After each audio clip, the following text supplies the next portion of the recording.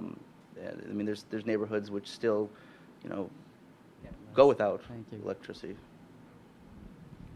Hi, Ben. My name is Gene Bruskin. I'm with U.S. Labor Against the War, which is a network of a couple hundred unions in the United States, and we have worked very closely with the Iraqi labor movement.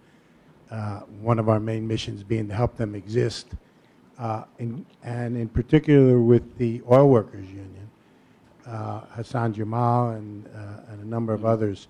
So I was really glad to see that you mentioned the importance of that.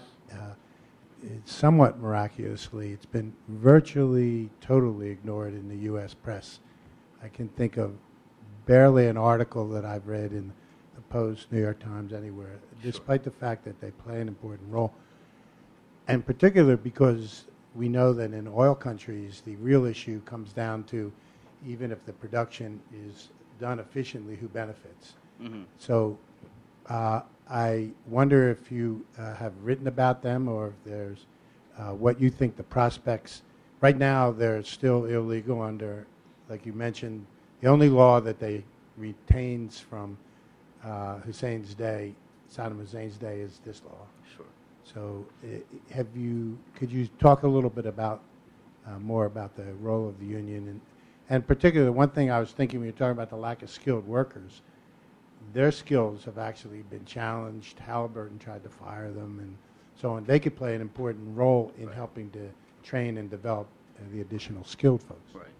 Well, and this is talking to the workers as well as journalists who covered what was happening, especially early in 2003, is that one of the biggest things that happened to kind of bring the workers together and to unite them was in 2003, when there were attempts to kind of unofficially privatize some of the facilities when service companies would come in, or even you saw this in the ports, when a company would be contracted by the U.S. government to come in there and operate it, and the workers realized what was happening, or maybe stopped getting paid, or their pay was cut, and in various ways, whether it was just forming a human chain in front of the gate, or standing underneath the oil, a tanker truck with the lighter and saying, "I'll light this, I'll turn this lighter on if you don't leave the premises." And that kind of created some cohesion, and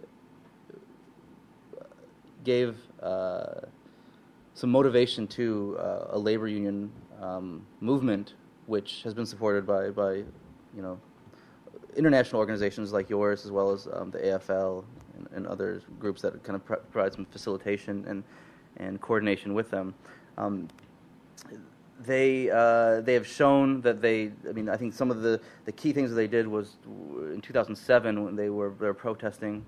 2007, they were protesting a number of issues, some labor rights violations, some worker issues, as well as the draft oil law, which they viewed was going to be too generous to foreign oil companies, and they shut down production at a refinery, or they stop a pipeline, and that resulted in them being taken seriously, even though they aren't recognized as legitimate by the government.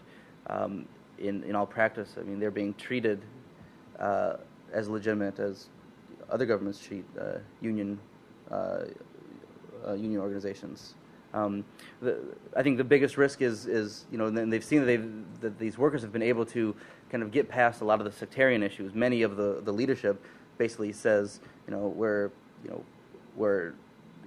we represent the Iraqi people. We're anti-occupation. We're anti-sectarianism.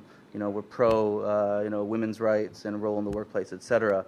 But there have been some issues of them being co-opted by political parties, and it kind of cuts both ways because it could be beneficial on either side. And as long as, I think, it seems that as long as they avoid that and continue just kind of pushing and having a place in especially the oil sector, then there may be a chance that this law will kind of be passed where it kind of which supports their obligation to the International Labor Organization. Do you ever write about that? Sure. Mm-hmm. Great. We have a lot of questions, so let's do two at a time. I'll give you.